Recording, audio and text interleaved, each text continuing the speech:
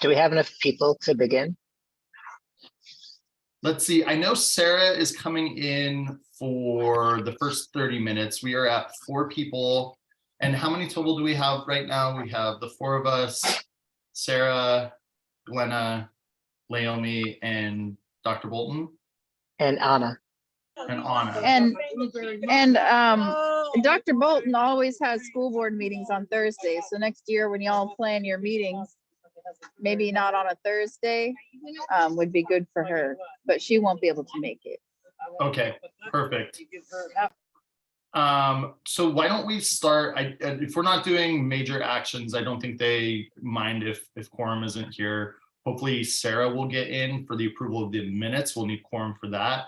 If not, we can just do a meeting quorum. There's Sarah. All right, we have quorum.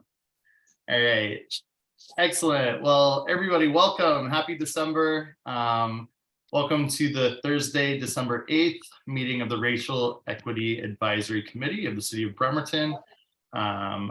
We have a short agenda tonight. We're going to try to get through things by 7 tonight. We have some folks out and not a lot on our plate other than our final approval of our recommendation to City Council on what our ordinance will look like. We do have a 10-minute presentation from Jessica Guidry, and I believe she's in the audience, so I'll be able to promote her to a panelist. But why don't we just start out by reading the land acknowledgement? Does anybody want to volunteer to read the land acknowledgement out?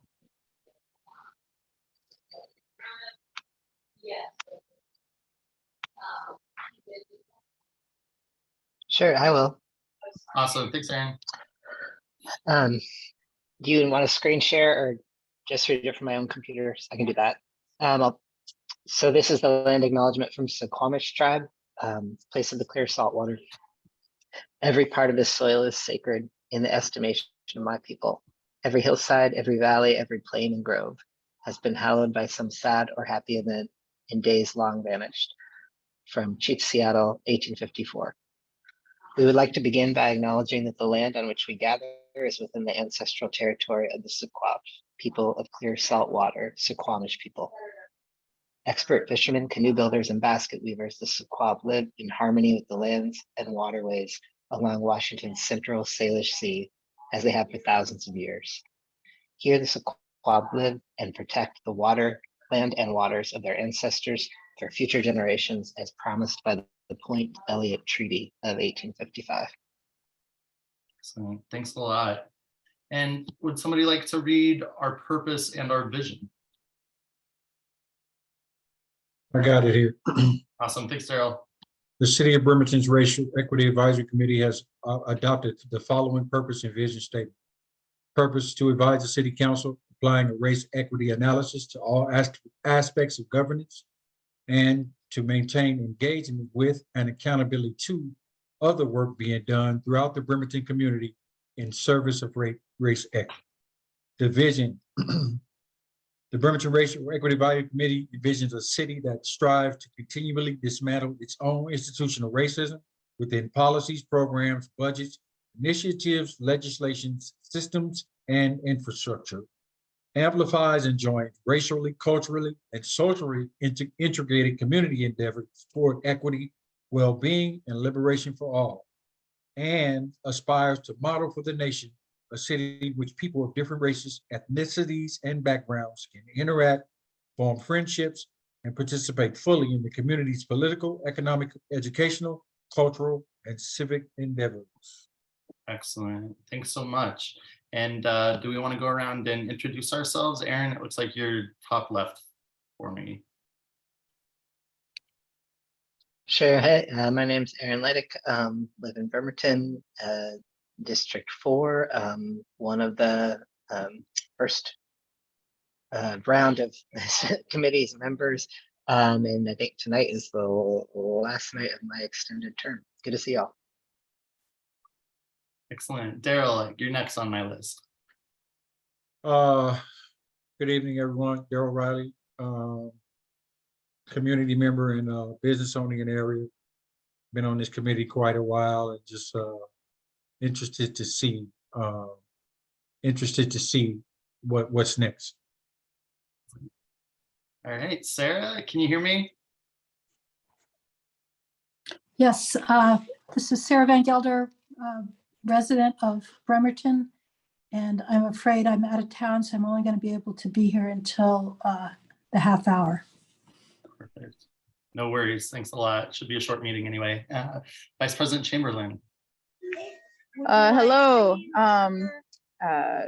Jennifer Chamberlain, District 1, City of Bremerton resident since 1998. Thank you.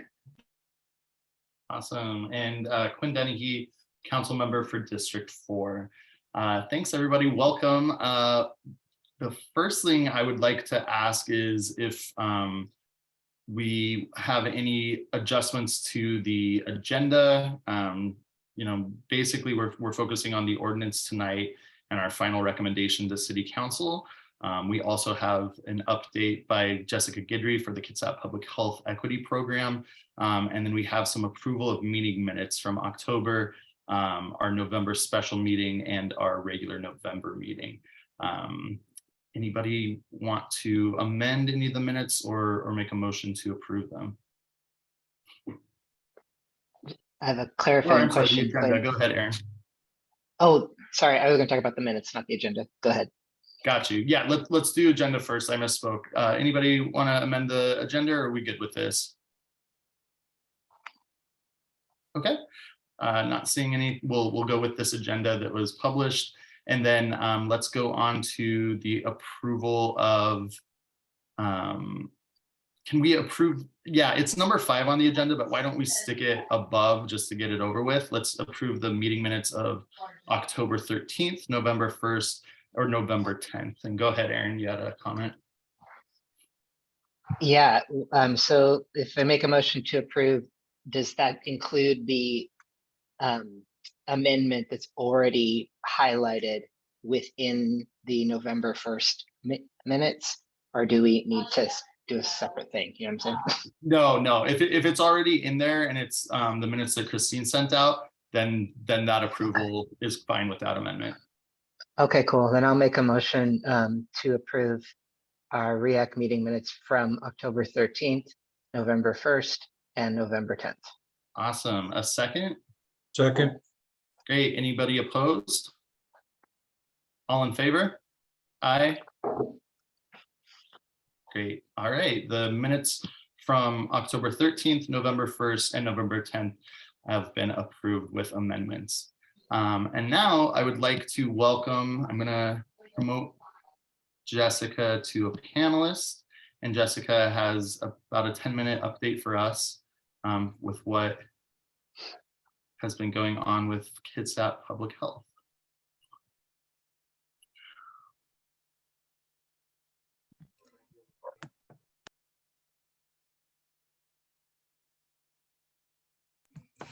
I'm so sorry, Quinn, when you had promoted me to presenter, it just went all weird. Thank you so much for the invitation. So I've got some slides and I'll see if I can share them, but I've got a lot of content. What I'll do is I'll share the slides with Christine to send to you all. And if you have any questions about what I have, what I'm talking about, please let me know. So as some of you know, the Health District has had an equity program since October or so of last year. It was created after the Kitsap Public Health Board, so that's our governing body, declared racism a public health crisis. And the updates I'm going to share with you focus on 3 priorities: our organizational culture, organizational procedures, and our community relationships. And when it comes to our organizational culture, one of the things I'm really proud of is that we are having more conversations at the Health District in this past year than we did when I first started in this position. One of the things that we're really lucky about is that we actually have an actual program that focuses on equity, and we now have 2 people. My position is program manager, so I do the stuff like budgets and things like that.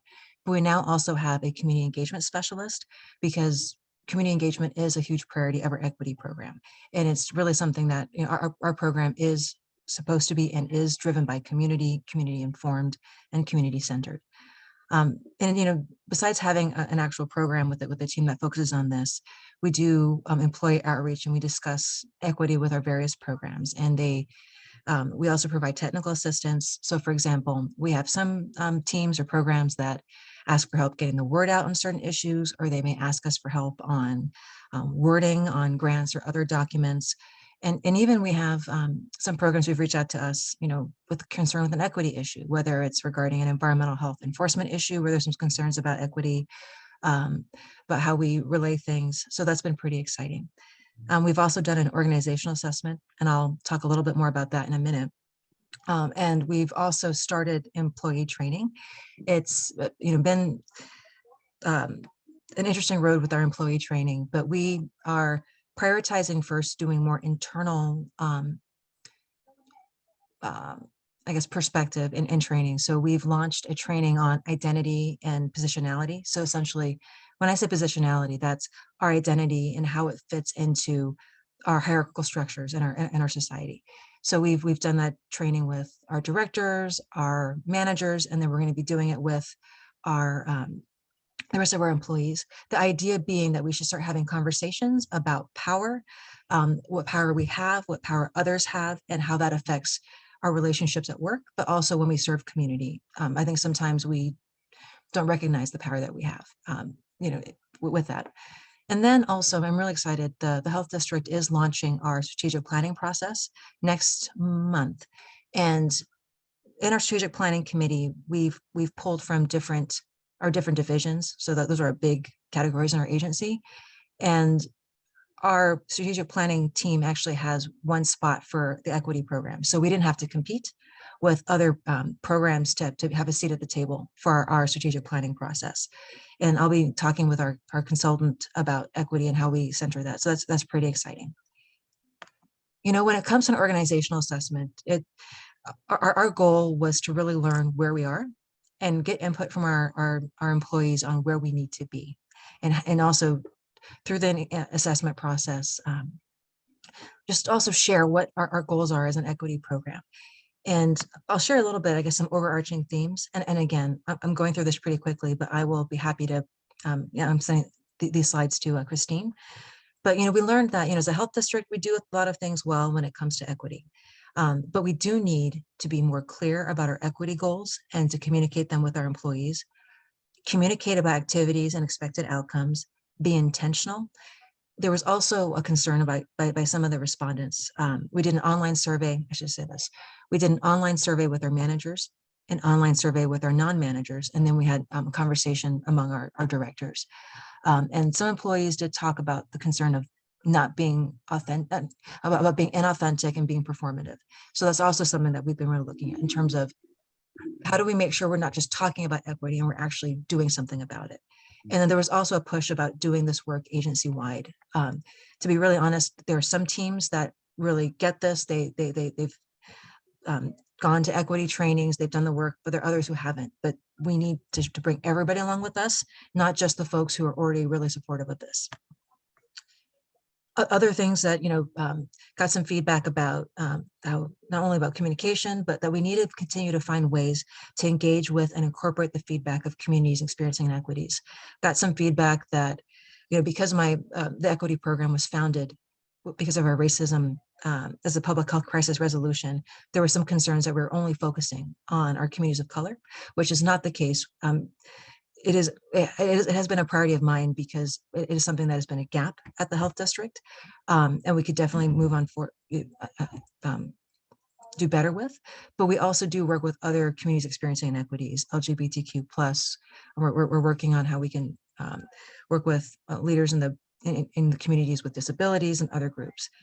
And then there was also some feedback of how we can make our workplace even more inclusive, because it's not enough for us to talk about equity and inclusion with the community. We actually have to walk the walk and be an inclusive workplace.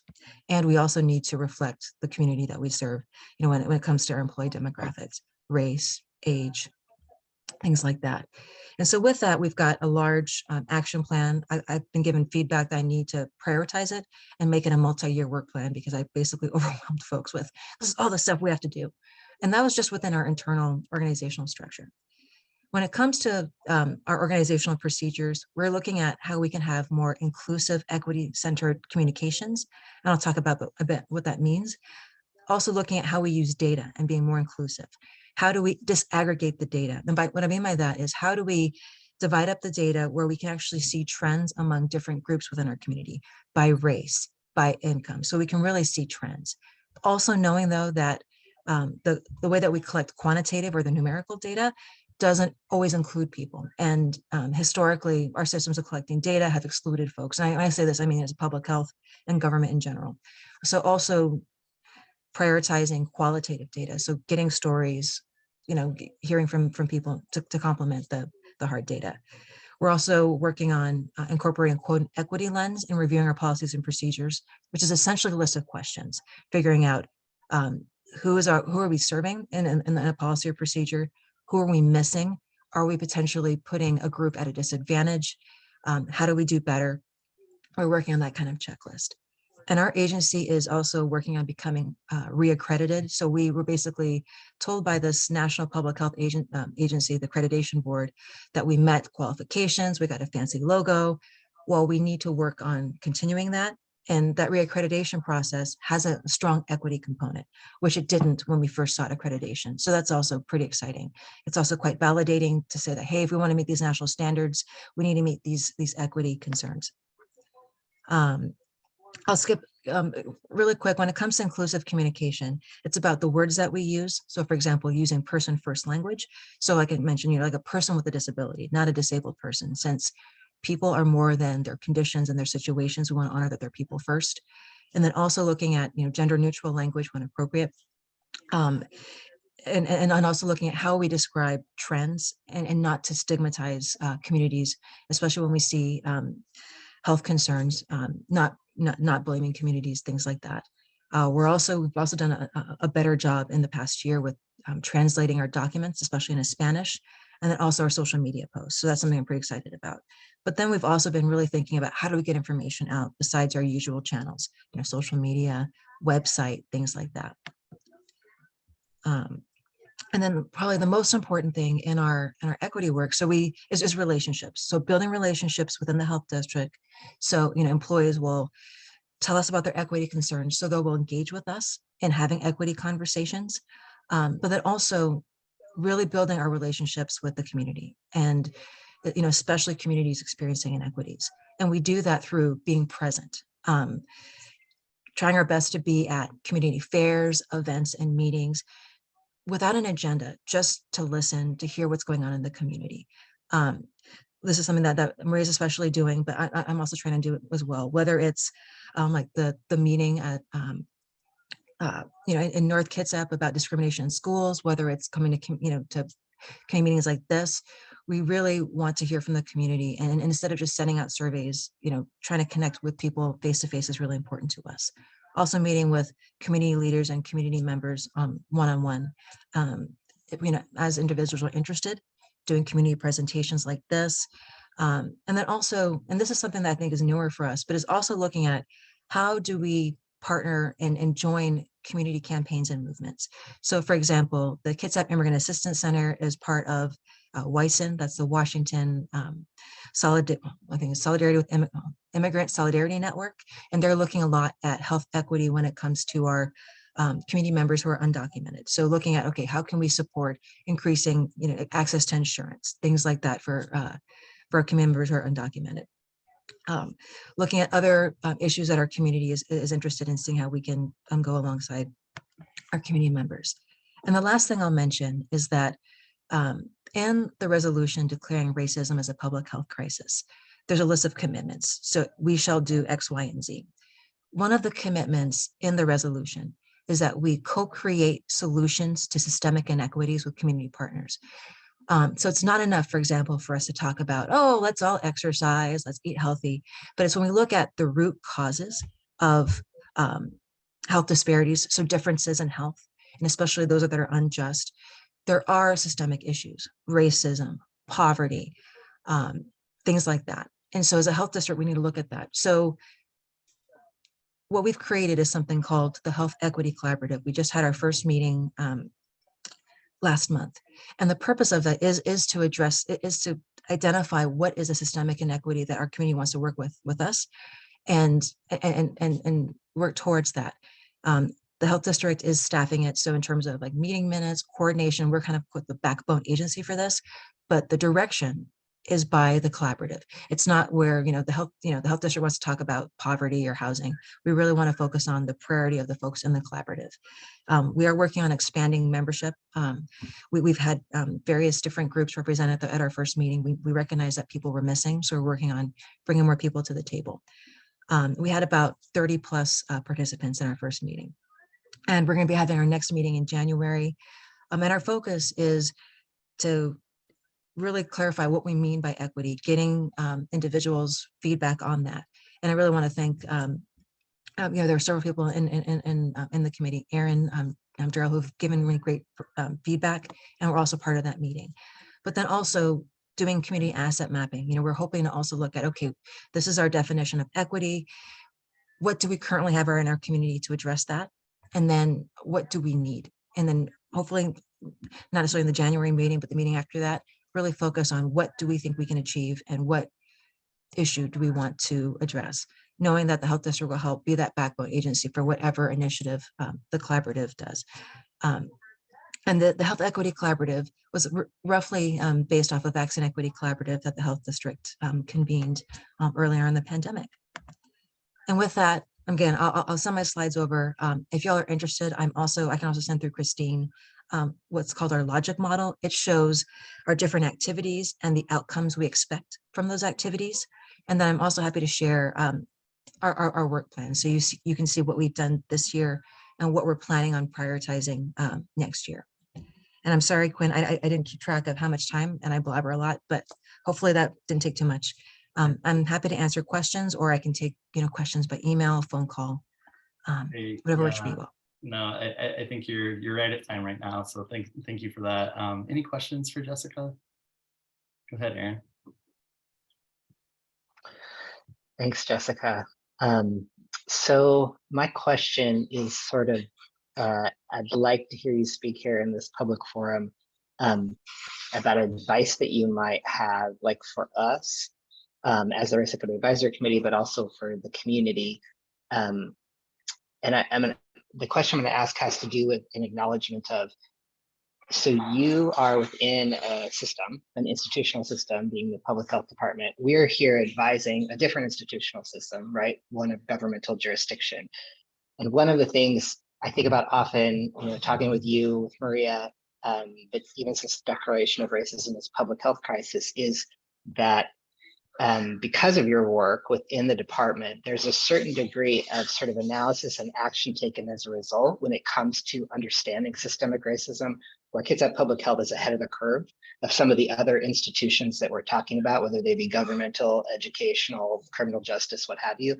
So my question to you is, have you had any experience? I'm going to ask this in a way that's like, what could we do as the Race Equity Advisory Committee, in your opinion, to make the connections, give the advice that would help some of the other institutional realms, like in our case, it's government, seek some mentorship from you all, like try to do some of the things that you've been doing inside health, inside government, because what occurs to me when you're speaking is you and Maria are both embedded in community. Like I see you at all these other things where you're not necessarily wearing your job hat, right? And so things like your and her participation, say, in different nonprofits, in different campaigns from the community, in the Kitsap Race Coalition working teams, that kind of thing, it sort of to me is like, well, duh, right? Of course, you're able to have those relationships and make it go. So what could we do to support basically people getting mentored by you all, not necessarily directly you giving your time if you can't do that, but how could they kind of get in your, tailstream, like stream as it were, and kind of pick up some of the lessons that you're learning along the way, because it seems like you're so far ahead of the curve in the institutional sense of turning that stuff inward. You're muted. That's a really big question, Aaron. And one thing I will say is I'm always happy to talk to other organizations, and I have, about our equity work. but how do we engage? I mean,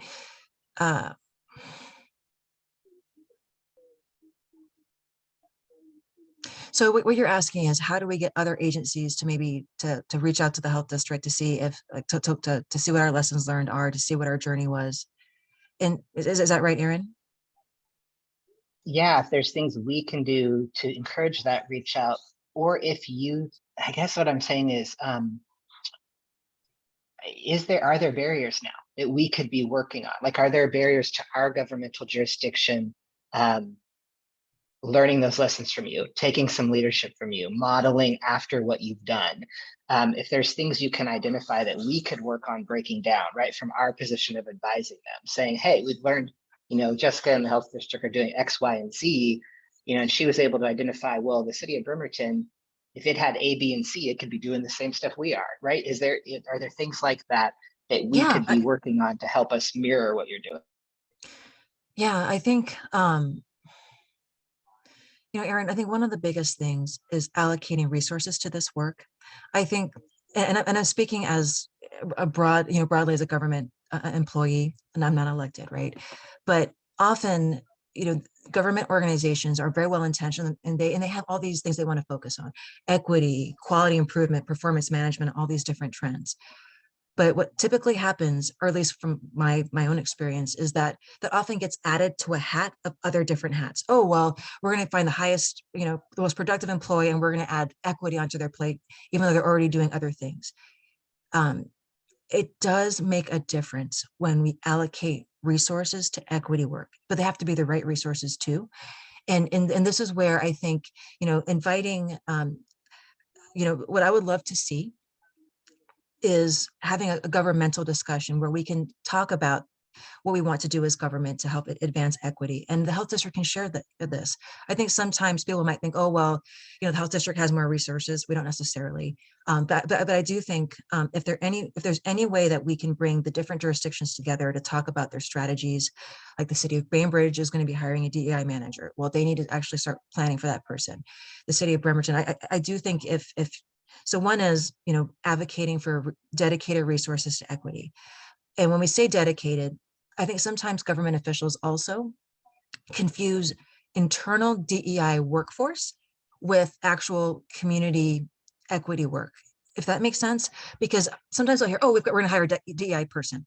Okay, are they going to work on your workplace culture, or are they going to help you build community? Because often those are different skill sets. So I think being really clear about that. Often I've seen DEI work for workplace more in HR, but they're not necessarily community builders. So I do think advising them about finding the resources. I do think also, giving them documents that they can look at. I don't know if the city of Bremerton is a member of GARE, Government Alliance for Race Equity, but the county is, city of Paulsbo, city of Bainbridge Island, the health district is. There's also some really great guidance documents there. And I think we've already shared that with maybe the city, I'm not totally sure. But I think allocating resources, letting folks know, hey, there's some already existing guidance documents that are tailored to government, so you don't have to reinvent the wheel. And the great thing about GARE also is that it has webinars, videos, and they have technical assistance there too. So if they don't necessarily feel comfortable for whatever reason working with the health district, they can look for other city jurisdictions, for example, or county jurisdictions to partner. And I think another piece of advice is just getting out into the community without an agenda. And I say that because that's how you listen, right? That's how you learn about issues. But if you also are able to bring whatever you hear in the community back to your agency. So it's not enough just, because I think sometimes people will go to meetings, and I'm not picking on anyone in particular, but sometimes people go to meetings or events to show support, which is great, but then you need to also stay for the whole event, listen, network, take notes, bring that back to your agency as well. So also having that ability to act on what you hear in the community, and to prioritize that. So Aaron, I'm so sorry if I'm not making sense here, but I do think one of the successes I think we're having at the health district right now is that equity is a requirement for so many different grants, guidance documents, disciplines within public health, that we have to partner because it's something that we have to do. And we want to be unified in doing that. I don't know if I'm making any sense at all, Aaron, but I also have, and I'm happy to send this to REAC. I've actually looked at different race equity and equity models for like how an organization is supposed to do it. And I've created a crosswalk, because I think another thing that's also confusing for governmental and other organizations is there's a lot of guidance documents out there. So which method or which process should I take? And sometimes people get stuck in that because they're constantly researching best practices, and we can get kind of in that I don't know what you call it, abyss or something. I have a crosswalk that I'm happy to share, the different models. And I'm also happy to share what models that we use, because sometimes, yes, we need to be intentional, but perfection can also be our biggest barrier. So let's be intentional, but also let's get going. Let's talk to community, go to community meetings. And there are ways that we can also show community support. Also, in addition to being present in community, inviting them to give input on budgets and other things as well. And I'm not sure if I answered your question, so I'm sorry. Great, thank you so much, Jessica. Extremely, extremely helpful. I at least am inspired. Sorry, go ahead, Daryl. I don't really have a question so much as a statement about what she mentioned about GARE and how all this information, and I'm appalled. Why hasn't the city of Bremerton, across all legislative branches, the council and everybody, had different, I guess, you guys can take classes, you guys can have joint seminars. There's a bunch of things in there you guys can get into as a group to figure out how to move equity forward, but it doesn't seem like nobody's even looking at that. It's like nobody's not even taking advantage of to find no information and bring that back. Why is that not happening? Why isn't the city bringing that information back to this group in a collaborative way? I'm asking that of the other people who have access to it. That's huge. Yeah, go ahead, Jennifer. So I did present the idea of GARE being integrated through HR, because it had to be integrated through HR for training. And the mayor, this is a few months ago, the mayor had said he wants to take the direction of the DEI. So Jennifer, one of the things I'm so sorry, can I make a quick comment? Of course. If there's anything, one thing I can do also is I'm happy to share the letter that I sent to my agency leadership with the rationale for joining GARE, and it had some very specific benefits. I think sometimes, again, when working with government and other kinds of entities, it's talking about that cost benefit. We do have a GARE membership, so every okay. city employee has access to GARE. There's just no directive and no. Well, the mayor, let's be honest, the mayor don't want it. He did it as calling himself to appease us. He even told me in the store when I see him, well, I gave y'all $1,000 for GARE. Like he was fucking doing something. I could have paid that. Let's stop defending what it is, man. Let's stop trying to play this game. I think one piece that is hopeful for the next year is that we did secure funding for 6 members. And I'm hoping that it's going to be, and I'm going to be pushing for high-level executives. So possibly the mayor, city council members, HR directors, legal team, for actually attending the conference. And what we need to do, and it's my next step as a council member, is ensuring, I kind of want to work with the administration, because I can't give directives to folks because that's a separation of power issue. But I want to work with the administration to say, like, hey, why don't we try and get 60% signed up on GARE? Let's do a weekly digest where we can actually share the information that we get. Let's look at things a little bit closer and highlight things that we think might be really important.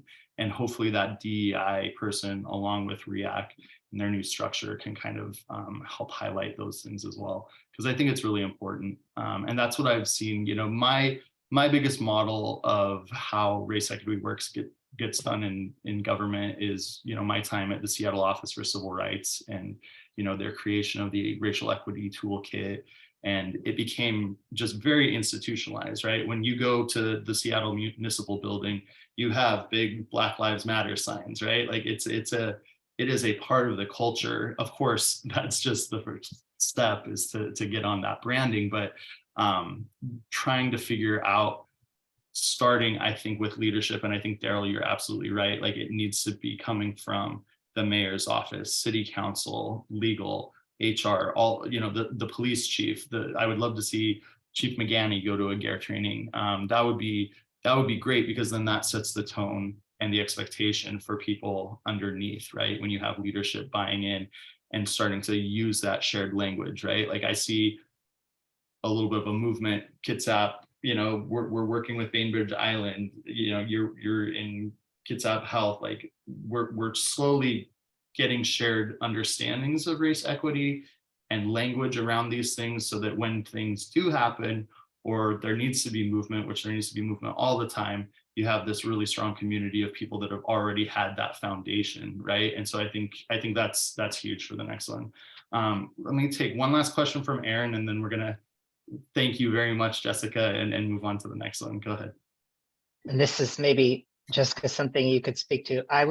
So there's a lot of local jurisdictions and then the health department, the library, that are members of GARE, actually utilizing the membership to differing degrees, as we've just illustrated.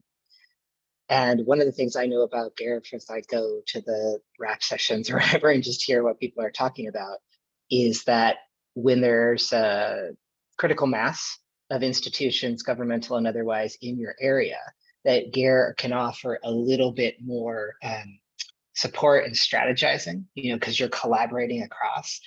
And so I'm wondering if you at the health district, or maybe if you all have ever, say, talked to the library, which I would identify the library and the health district as sort of using their memberships maybe to a greater degree than the governing jurisdictions thus far. If there's been any conversation about kind of tapping in to that cohort model where, say, leadership within health district, library, and the governing jurisdictions could be talking to each other and identifying things openly, like, we are members and we haven't been making use of it. What should we do? How should we overcome this barrier? Like, the first step toward learning the thing is admitting that you don't know the thing yet, right? And so I guess I'm throwing that out there, sort of like a challenge maybe to you as sort of a person who works inside a system that's really leading on this locally. If you're interested in it, we can help in any way, like support you in reaching out the tendrils of knowledge you have to the governing jurisdictions, including ours, and saying, hey, we could take better advantage, and so could you, of this extra support that GARE can give to regions when they have multiple jurisdictions and entities that are part of this. Because I've talked with other folks in GARE in other parts of the country that are smaller than us, more spread out than those in Kitsap, and they've really worked that to their advantage. It's no extra money. You just need the will to do it, right? You just need to say, we don't know, we want to work together to make it happen. So I'm just throwing that out there to you. I'm sure you already know about that, but whatever we can do to have your back and kind of lighting a fire under people, please let us know. Aaron, something real quick, something that I can do perhaps is, you know, through GARE, you can actually see who the other members are. So something that I can do, and you can actually message people through the GARE system. And I did that actually when the health district first joined GARE. So something that I can do is through that GARE system, look at who's in Kitsap County and just say, hey, you know, the health district's when using GARE, we would love to learn how you all are using it. So coming at it from, hey, can we have a conversation versus we're the know-it-alls. So I think that maybe can be something that we can do. Also, I might be giving an update to our public health board in the next few months, and I can mention GARE membership. And I say that because there are representatives from all the cities on our public health board, plus there's a county representative as well. And so that's a public meeting.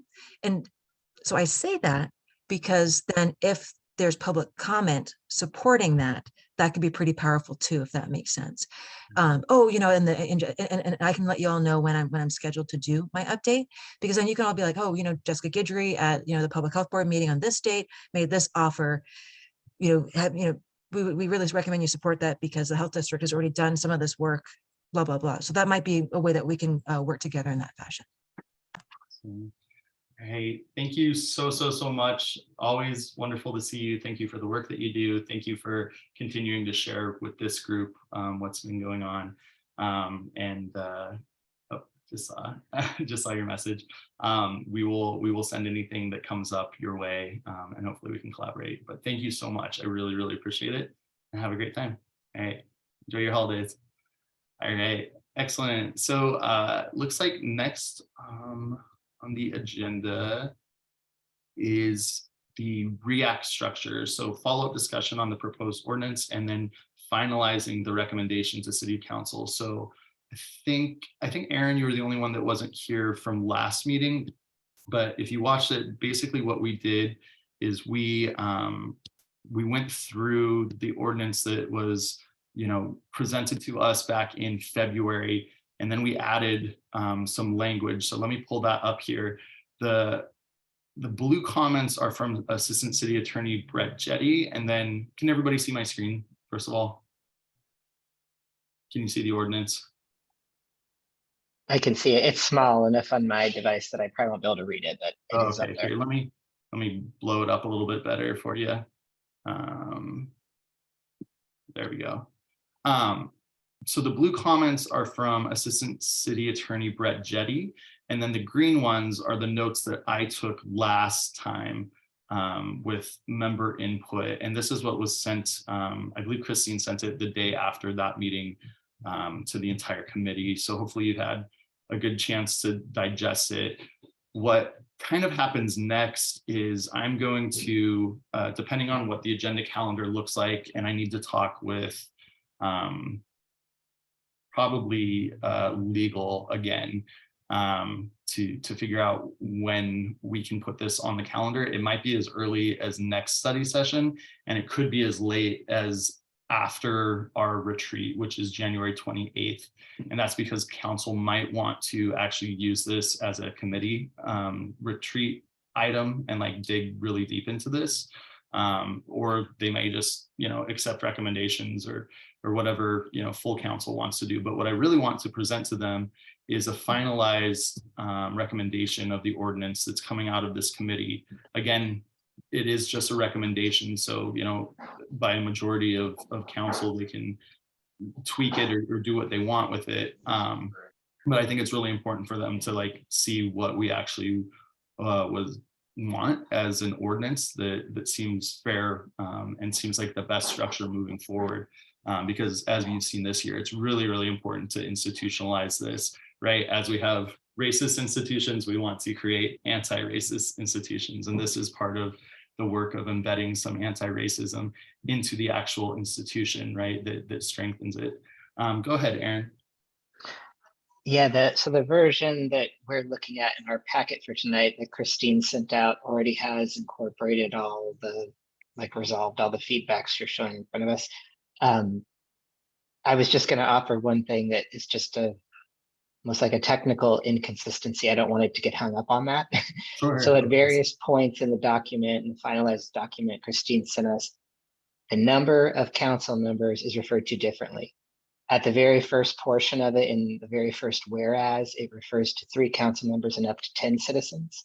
And then down below, under Race Equity Advisory Committee established, it says at least 5 and up to 9 members. And then after that, it refers to the 7 members. So it seems like if it's going to be 10, it needs to be at least 5 and up to 10 members, and then say the 10 members, not the 7. So basically, what's the number?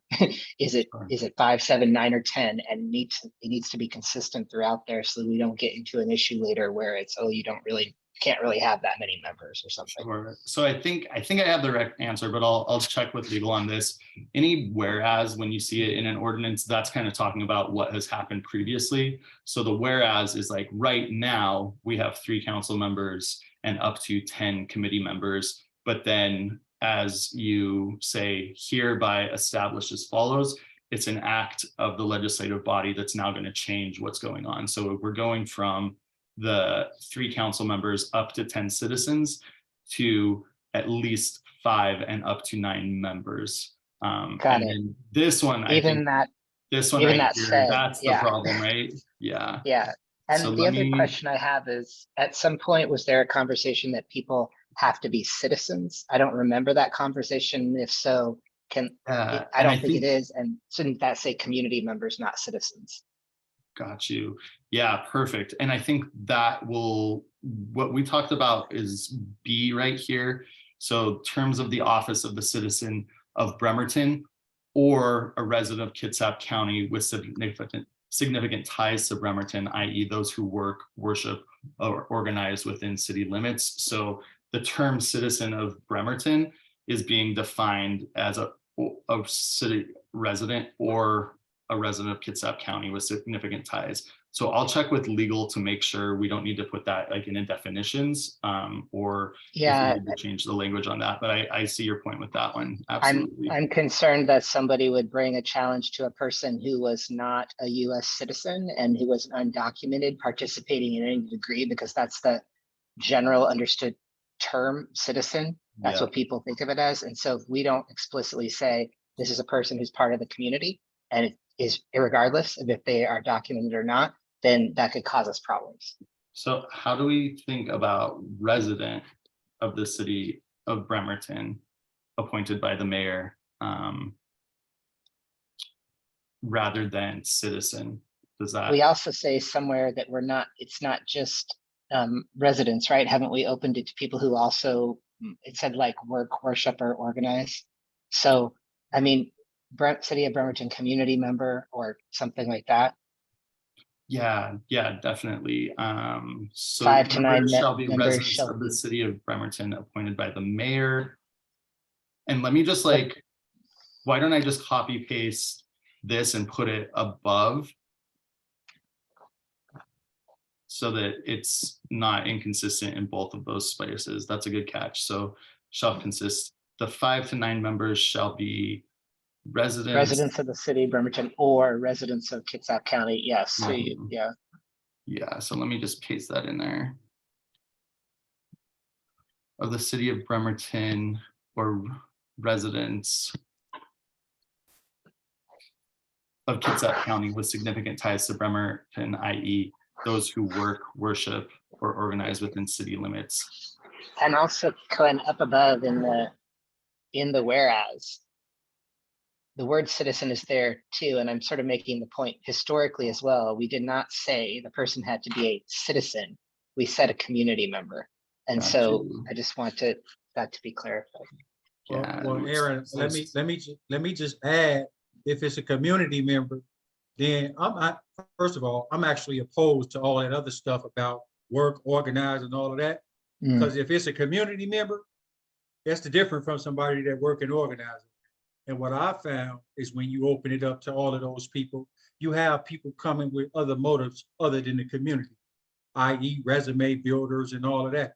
So I think the people that live here are the ones we should stick to. Because when you start opening up that, you got people from as far as Seattle and Bainbridge that do all of those things over here. And a lot of that it taints the selection process. And that's just my opinion. Yeah.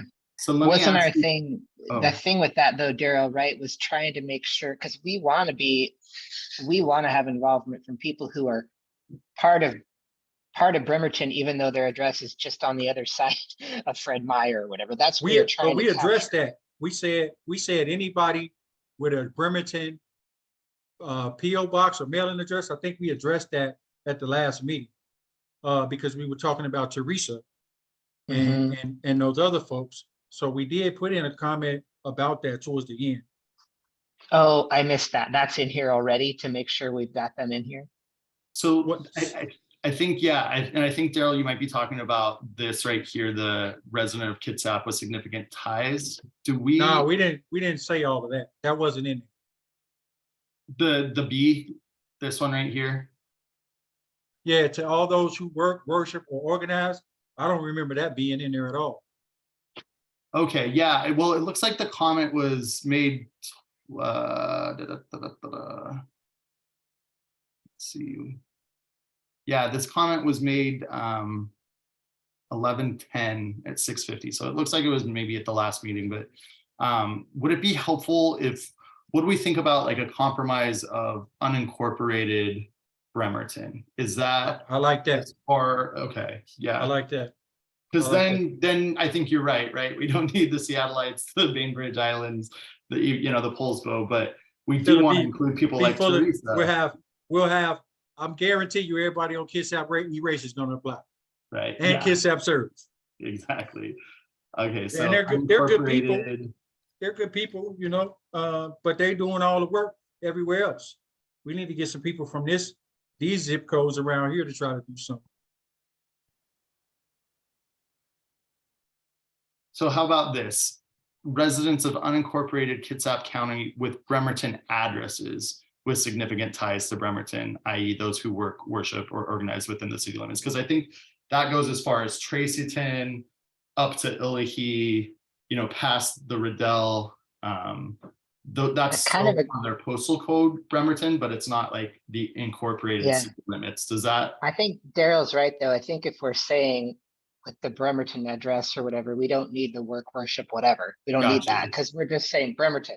Are you Bremerton? Gotcha. Is that what it says on your address? Good. Got you. So like that, is that, or residents of unincorporated Kitsap County with Bremerton addresses? That looks good to me. What Does do you that think, get at Darryl? it? Okay, so let me.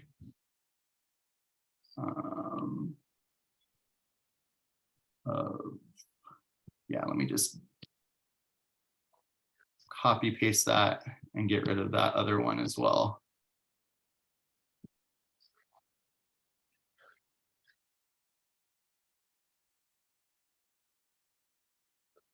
Thanks for bearing with me. Sorry, it's kind of awkward to do it in this on screen share. Or residents of unincorporated Kitsap County with Bremerton addresses. And I think that still will apply. That'll keep us legal within the charter because it says unless by address by ordinance. So this will take care of that. Okay, perfect. Daryl, go ahead. Well, I only say this because it seems to me when you guys talk about, when I hear you guys mention DEI person or the mayor's proposed DEI person in any context, right? Whether you disagree, whatever we're talking about it, it's almost as if you guys sound like that's gonna solve the problem. You know, I'm hearing so much confidence in this. You know what I'm saying? And yet still, we don't know what's going on with it. Mhm. So if we're in this position now, how in the hell do we give the mayor the right to appoint to this when he doesn't care about this committee in the first place? So why do we give him permission to appoint anybody? Yeah, that's a great question. And the answer is because of separation of power. Like, because this is a council committee, we can't tell the mayor who to hire unless the city council actually directs him to work with certain people through ordinance. So through this ordinance, it will force him to work with us, but he gets to appoint the members based upon the recommendation of the members. Mhm. And he don't even want the committee to be here. I don't know if he doesn't want he's never told me that he doesn't want the committee to be here, but yes, if we want the committee to be able to advise both the executive and the city council, we need to be able to give the mayor the appointing, and then we get confirmation. Yeah. So which one? I have my hand up. Can I go ahead? Sorry, go ahead, Jennifer. Okay, so legal can do a couple different things. So first of all, you don't want to have just a commission where just the mayor might, whatever mayor comes along, just has kind of an echo chamber, right? So we want to try to avoid that. So what legal can do is put wording in there that, that members can only be dismissed by approval of council. So that's something you can put in there. And that they will be approved by council as well. So it's not just the mayor who has the purview over this commission, because it will be a commission with this ordinance. And then, he has said publicly that he will work with REAC. So He ain't told us that. Quinn put him on the spot during budget you missing season. my point. You missing my point. he said he will work with REAC. You're missing my point. We haven't heard from him or the council president. Okay, That's, I was just replying to what you said, to Yeah, the best of my ability. So he said he's on record that he's willing to work with REAC. We got him on record during budget season. I mean, we take him to task on that. But either way, when it comes to the committee members, what you do want to make sure of, and this is what legal also has the ability to approve, is that members can be appointed and removed only by council approval, in addition to the mayor's recommendation. You see what I'm saying? So that needs to be in there. You know what I yeah, mean? because he'll kick me off. I already know. Mhm. Yeah, yeah, and it's kind of a balancing act of, if we want to go into the executive, then he has to have some powers in how to do that because of separation of powers. And what I'm hearing from this committee from this year is like, okay, we've got our hooks in budget and ordinance. Now we need to figure out how we can kind of actually get people to these GARE trainings, hire a DI manager that is actually going to do, the real work. And that is by opening it up into executive. But I hear your frustration, Daryl. Go ahead, Aaron. I have a question to clarify. This is how I'm reading the membership. In terms of new people getting on this REAC, first step would be recommendation from this committee of, go back up. Nope, don't Oh, scroll sorry. down. So the way I Membership read that, right because here? there's the phrase, yeah, you're in the correct spot. The phrase Got is you. upon recommendation of the committee members. So Mhm. how that reads to me is the pathway of new people getting onto this committee begins with this committee recommends someone. Mhm. At Interviewing. step next is the mayor appoints from those recommendations. Final step confirmed by the council. Is that accurate, Quinn, lawyerly, of how that's written? Because how that That reads is to how me- it's written. And one thing I want to check with legal, because this is something that I kind of flagged for myself as I was rereading it. I need to see if there's going to be any pushback to that, because sometimes that is a usurping of the executive's power. So hopefully we can keep that in there. Isn't that what we're here for? What's that? Right. Isn't that what we're here for? To make recommendations, right? No, Yeah. to upsert the power. Right. Right, exactly. As So- as you know, the Jennifer and I are two members of a 7-person body, so I want to get 4 people on board with this and usurp that power. But yeah, that's what we're here for. I'm just So, messing with can you, I- Quinn. Go ahead, Can I Jennifer. make and it- Aaron. Yeah. Yeah, so, well, I'm looking at C. I want to see if we can put a note in there that members, we don't have it in there. That members, it has all the ways they can be removed, but I want to include wording in there that upon approval of city council. So is that, and does the group by consensus of who we have here agree to that? So that there's a double, We got- Upon approval of city council, is that? somewhere, because it's also, the mayor could, say this person, I don't want them on there anymore because they challenged me, but then it would also need to be approved by city council. So it's a double, we can have that in there according to Kylie. Oh, okay, So- great. So are people okay with that language? And Jennifer, does that capture what you're trying to put in there? Yeah, I don't know if that's necessarily the right place, but just the tone of it, yeah, somewhere Sure. in that section. Are y'all okay with that?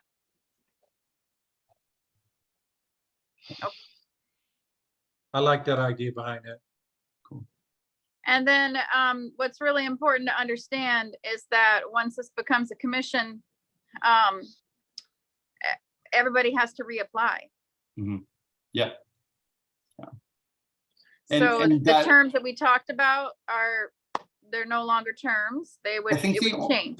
And what Christine told me is that basically everybody's term kind of ends this meeting anyway, except I think Dr. Bolton's was extended longer. But yeah, once that's a really huge part, right? Once this goes into an actual law, then it triggers, okay, this needs to be a mayoral appointment confirmed by the council, and that's how people get on it.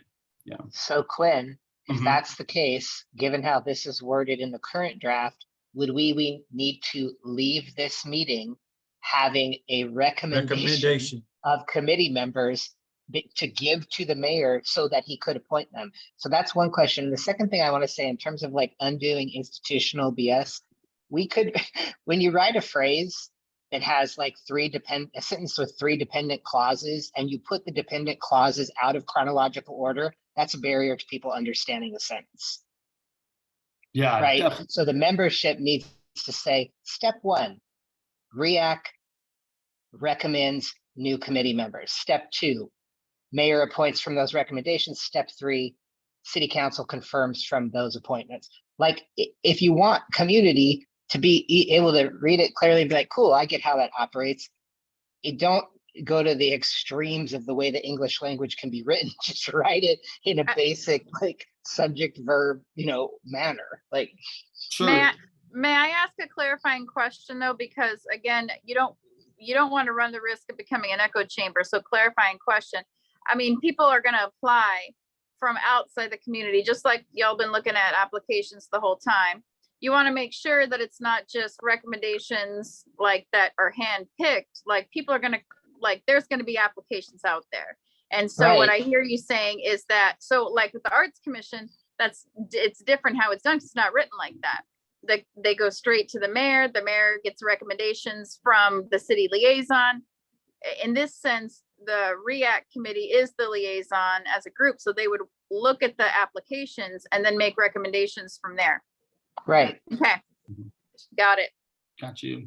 Yeah, and again, there may be a separation of powers issue with this, right? That's usurping executive's power to do it. But I'm completely fine trying to push it forward and seeing if other folks will get on board with it. I would push back by saying that the mayor honestly, the mayor doesn't have to take the recommendation of REAC to appoint.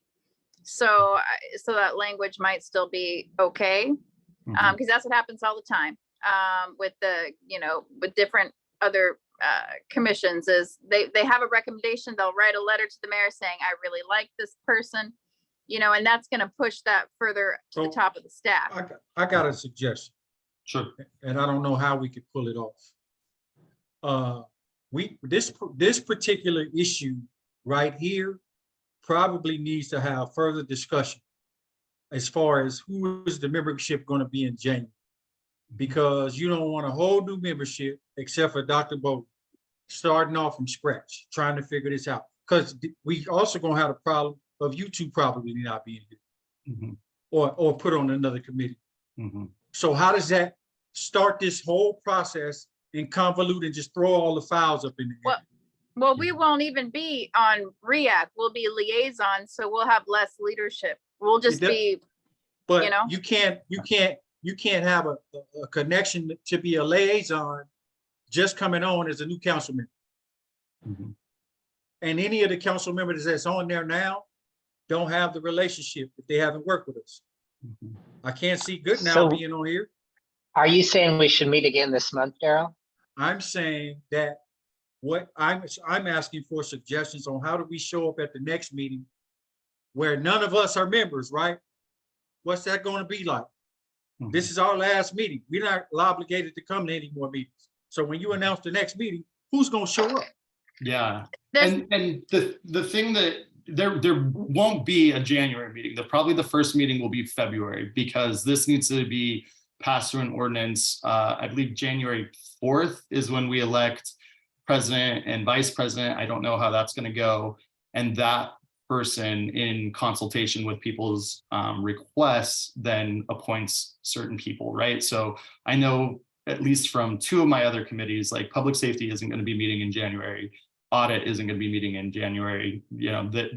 This ordinance needs to be passed before REAC meets. So there's not going to be a January meeting, but for setting it up for February, because people's terms are ending today, we can actually meet with folk without a possibility of a quorum and public notice and things like that, because it'll just be meeting with community members, which is kind of a positive, right? We kind of are using the OPMA to our positive in that way. And so what I'm planning to do is I want to keep in constant communication with folks, whether people are REAC members or community members in the next month, to say, hey, this is what came back from legal. This is where the council is leaning. This is what, this is when we're going to actually be on the agenda calendar. And so those conversations can happen informally as we go forward. But, with the ordinance, this ordinance was first, this is September 13th that Brett was putting in the comments. And I think he wrote this in, I think, March of this year. Like, it's the end of the year. We've got the directive from legal. We've got the directive from the rest of the city council. Like, if REAC wants to continue, it has to be based on an ordinance. So it's really important that we finalize our recommendation. Go ahead, Aaron. Are you saying, Quinn, that you're making a personal commitment to, after tonight's meeting, like, stay in communication collectively with the people who our terms are all ending tonight, to gather feedback to, like, that you will take forward in this process for the coming year? Because what we know from what happened to our committee last year is suddenly council members who were part of our committee just weren't here anymore. We didn't know that was going to happen. We didn't, there was no information as the process of, hey, we're going to be pulled from your committee and that's the way it goes. None of that was said to us. So how do we know that you'll be doing that next year? How do we know we won't just be like, oh, whatever Quinn told you doesn't matter because he got assigned somewhere else, or maybe he moved away, or maybe he's not a city council member? Like, we don't even have that information. Yeah. So one, I was also blindsided by all of that. I think you guys remember I the first meeting I showed up to, I was like, where are the other people on this committee? So I was blindsided to that. So I'm just making like a public commitment to that. As far as, the institutional aspect of ensuring it, we've had directives that you either get an ordinance that makes this comply with the charter, or it needs to be disbanded. And so it's at a really critical point right now that if we want this to move forward, that we push it and that we actually, move to pass an ordinance. City council is going to do whatever they want anyway, but if I can go to them and say, I've been on this committee for a year and a half, this is the vision, this is the values, these are what people want, and we've worked on this document over a course of months, getting community member input, that is going to be more powerful than. So there's a city council meeting still this month, correct? Yeah. Why can't we get the ordinance passed this month? Yeah, and we could. I said it at the beginning. I need to check with legal, because there's kind of two ways that it could go about. Either we do our final recommendation and legal submits their own recommendation to council as their legal advisor, or I bring this to legal and say, this is what we want, and they give feedback, and then it goes to council. What I would like to do is present an ordinance that has the backing of REAC, and then legal can kind of put their own stuff into it that might, hey, this might be a separation of power issue. I'm not a governmental attorney, so I don't know what the issues might be. But there's a possibility that we could put this on the calendar if we have, consensus, and if legal says sure. And the bigger thing is if council is ready to accept it. One thing that I have kind of heard through legal, not from other individuals on council, but council members talking to legal, is some people have floated the idea of wanting this to be a retreat item, and our retreat is January 28th. So if council isn't ready to pass this, if they want to have their own input and their own retreat, we'll have to pause it, because I don't want to present something that isn't going to pass, if that makes sense. But it's a possibility that I could get this on the study session for Wednesday, and then we pass it at our last city council member meeting on the 21st. Real quick, Quinn, can you, where you added in upon approval of city council, we changed the resident requirements. So maybe get rid of all of it that says City of Bremerton resident, just as member of the committee. Got you. And then I'm going to go ahead and sign off at 7:15, but I hope that when I do, it doesn't end the meeting, because I don't, but I have to We go are- at 7:15. We already don't have quorum, correct, since Sarah left? Yeah, so what I'll have to do is, I'll send this via email and we can just, yeah. I'm trying to think. Yeah, I don't have any other option besides end. Yeah, So that's what happened last time too, when I tried. to Sorry. wait. One question I have is it possible for us to meet one more time this month?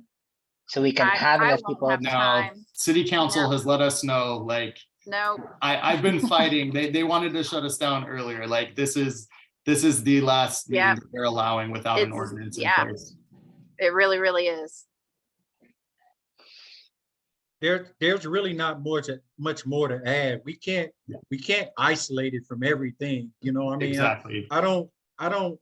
my only concern is that you guys are gonna show up in February, you're not gonna have an application progress, you're not gonna have the interview process, and all of that is gonna begin in February, and then it's gonna be March or April before anything kicks off.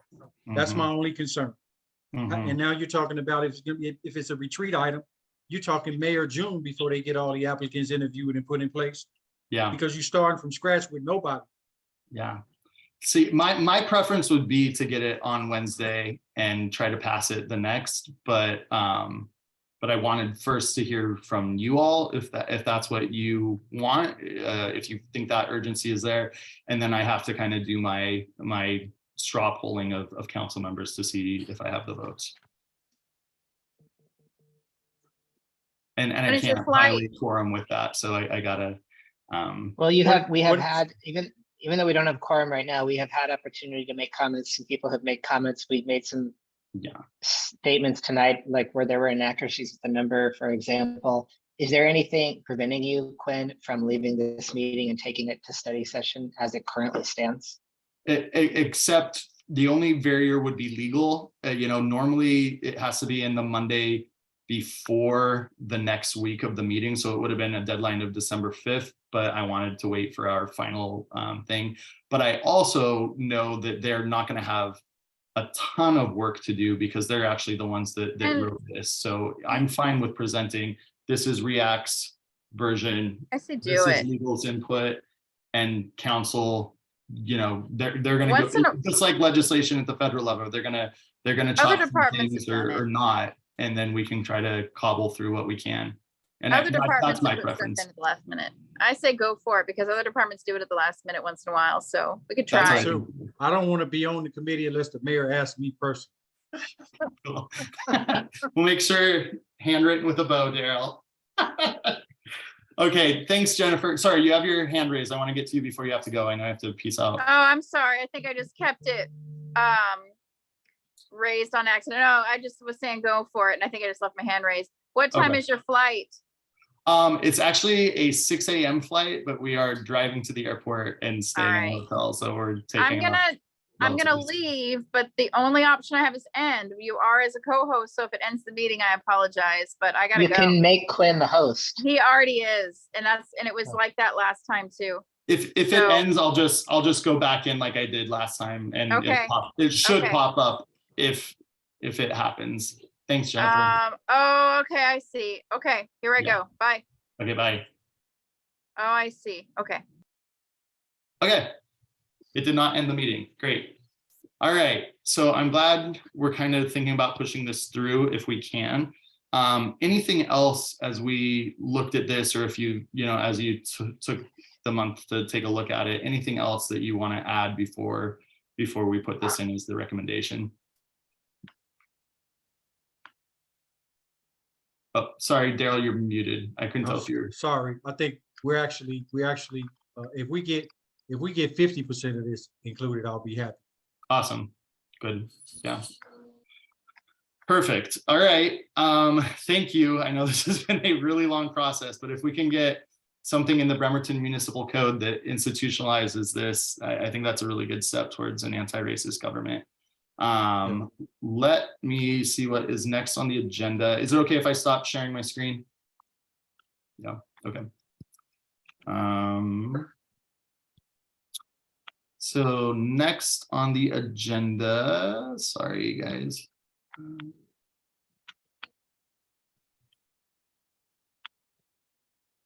Okay, the report on the joint special meeting with Bainbridge REAC. I wasn't sure who all went to that. I know I didn't. It was me and Daryl. Oh, okay. How was it? It was good. The Kitsap Daily News did a story on it, which included a number of misquotes and inaccurate whatever. But we talked about some of the barriers that we've experienced to getting things done. They talked a little bit about, we heard a little bit from them about the level at which they have been involved with the process of the pointing towards having something similar to the diversity, equity, and inclusion manager that is happening, or the mayor has proposed here in Bremerton. And they're more, they have had more involvement Gotcha. and they've done some legwork to ensure it's not just that they've done the legwork, we've done the legwork too. There is more receptivity, it sounds to me, like in their jurisdiction, to their involvement. What else, Daryl? I mean, they were actually appalled at the position that the mayor is taking. And, you know, I found that refreshing, that a bunch of white people feel like I do about this process. And I'm even more disappointed that our council, I don't know how you guys are planning to proceed with that, but I'm surprised that nobody's realized that every place that this has been attempted by a white male leader has ended its catastrophe. Olympic College, PLU, you can look all over the place. And what I remember when, and I'll say this to you, Quinn, because I think you might have been, the mayor asked me to speak on behalf of the police chief when he was up to make him permanent. And Right. I gave you guys the same advice that I'm giving the mayor. And he refused to take it. And I find that disappointing. You know, it's not a pissing match between he and I, right. But he's not doing this. It's not that he's doing it wrong. He intentionally is not doing it right, if that makes any sense. Got you. Yeah. You know, so I don't dislike the man or nothing. I felt, like I said, I felt vindicated in the sense that they were as outraged and as appalled as I am, that this dude think he can be the all-white savior for the city of Bremerton. And you know, mentioned it earlier about Jessica. All of this is, Quinn, so that he can have that over his administration for his reelection and for his DEI grants. This ain't about equity for a person like me. This is about a mantra for his administration. And you know, grant money and funding is readily available for cities with DEI capacity, even if they ain't doing shit.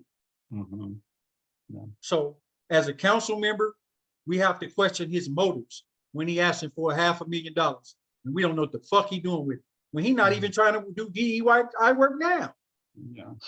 So one question I was going to have for you all is, you know, like Jennifer said, I did ask during the budget meeting if you would be open to REAC input when searching for the DEI person and creating that position. And he said, yes.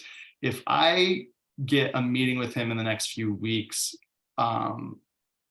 would you like me to ask if you would be open to a meeting with folks that had been on the committee, like in January? Is that something that you all would want? Okay. No. Okay. His intentions are disingenuous. Okay. What he's gonna tell you is disingenuous. We sent Lori Wheat, what's her name? Lori Wheat. Yeah. We've sent Jessica Guidry. We've sent male, well-meaning, professional, educated, smart white women at him. We've sent everybody at him to try to help him understand the impact, the positive impact. What's so wrong with us, man? What's so wrong with us? And what's so bad about linking up with us? I'll tell you what it is. He don't want to be tied to Leslie Dogs. You know what I'm saying? Yeah. And it's more of a pitching match. He knows how to do the right thing. He ain't no bad dude. He ain't stupid. He's an engineer.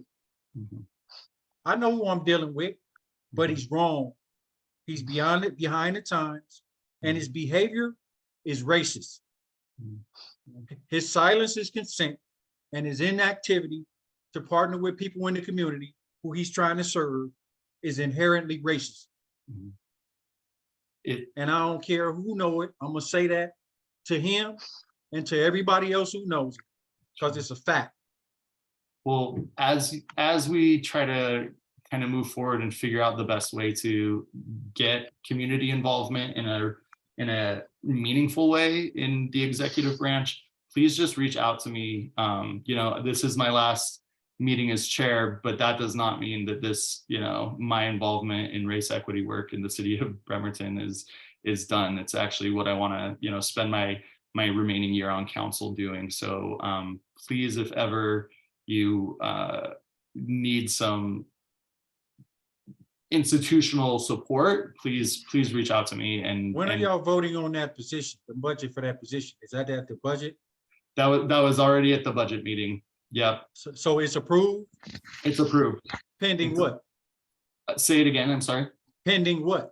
You guys didn't challenge it? You guys didn't place no stipulations on it? You just No. gave the white Jesus all the power to bring it and gave him $500,000 to come here and tell people like me what the fuck they gonna do for people like me when they don't even know me. I think the question I did ask was with benefits, how much it was going to be, and it was about 150, 160, I want to believe. But I'm yeah. disappointed, man. Yeah. I'm disappointed, man. Yeah.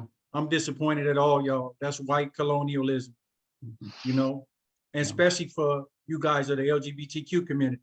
You can't hold up both of them flags at the same fucking time. Yeah. You cannot do that shit. And I thought we had more time to speak on behalf of that. I must have missed it or something. That's wrong, man. Yeah. That's wrong, man. Yeah, the budget gets passed. That's wrong. Y'all didn't even challenge that, like we asked y'all to. We did submit the letter that REAC. That's not challenging it, Quinn. Yeah. You're a constitutional lawyer. You're a civil rights attorney. Come on, man. Yeah.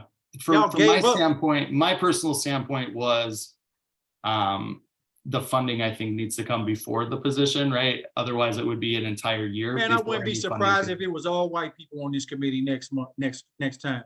Yeah. So then the funding won't really be equitable. It'll be the same shit over again. So that little few $100, they ain't doing nothing.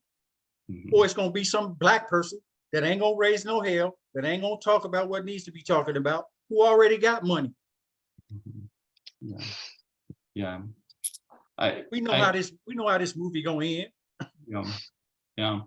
From my standpoint, my personal standpoint was I wanted to not wait an entire year I have no idea how political winds are going to change for funding. So I would rather have funding for it and then put pressure on as how to get community involvement on the You put process. pressure on them about the funding. You hold the funding up, contingent upon him following steps. You hold him accountable as a legislative branch, and y'all didn't put no checks and balances on there. And that would be, again, a separation of powers, which is something. I don't we've believe run that. into a lot. I don't. Now you're using their excuse. I'm not saying you're wrong. You're the lawyer. Yeah. I'm just saying I've sat in the meeting and watch y'all tell him the same thing about the police chief hiring, that you wasn't going to approve the funding unless he had a process, a hiring process in place. Y'all told him that. And that's when I came in and spoke counter for that. And you guys stopped the meeting and reversed your decision. So that don't fly, Quinn. Yeah. Sorry, Doc. Yeah, definitely. And I did. I listened to you and Leslie on the police chief. Yeah, that was an issue that I was really opposed to. This is a worse issue. Yeah. This is a worse issue. This is a more dangerous issue. We ain't got to worry about the police in Bremerton killing us, but we also got to worry about the mayor's DEI person not letting us die.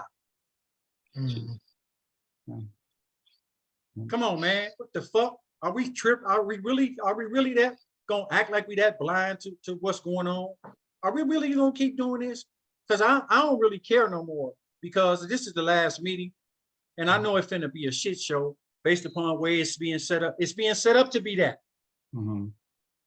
It's being set up by legal and the mayor and the council president to leave this clusterfuck at the end of the year. We'll get to it whenever. Enjoy it, Aaron. I'm good. I can do, Up From Slavery can do better than that. We can do more for our city than that. I'm sorry. I just, and I'm not gonna be quiet. Absolutely. You know what I'm saying? I'm not gonna be quiet. So I'm sure he reads all the recordings and gets all, I'm not gonna be quiet. Stop talking about you, Mr. Mayor, with your racist practices. Your behavior is racist. You know, your behavior is racist. Your inactivity, your silence is consent, and the fact that you don't say shit and don't even talk to us is racist, bruh. So thank you for that, Daryl, and please, I'm still going to be in contact with you post REAC, obviously. So I'm going to hold myself accountable to you, but I do want to get public participation in. And let me see if there's anybody from the panelists who would like to speak. All right, anybody from the public that would like to make a comment, just raise your hand and I will promote you to a panelist so that you can speak.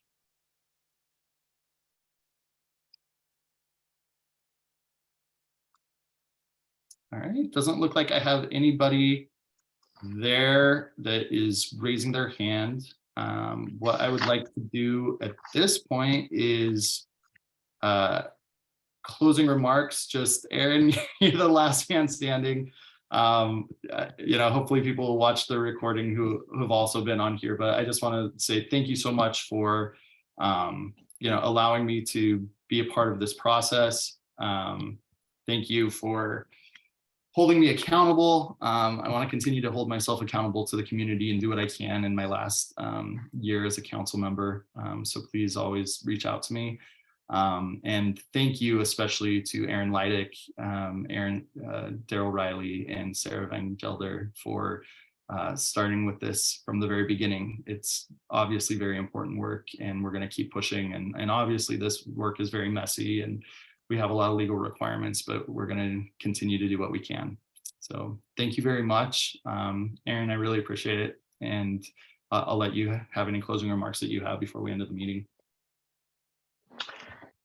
I just encourage community members who are watching this to show up to city council meetings and just continue pushing them, continue pushing the mayor, all the branches to understand about systemic racism. It's as you've seen from watching us in community on this committee,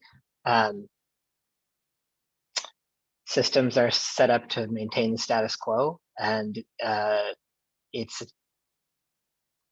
some of the things that sound or are presented as neutralities or not being biased are inherently biased. They're set up and they're built that way, and we need help when we're on these committees. We need community members to show up and speak to those things as well. So go to the city council meetings, write letters to the mayor, write letters to the city council, tell them what you see, right? Tell them how you want it to be different.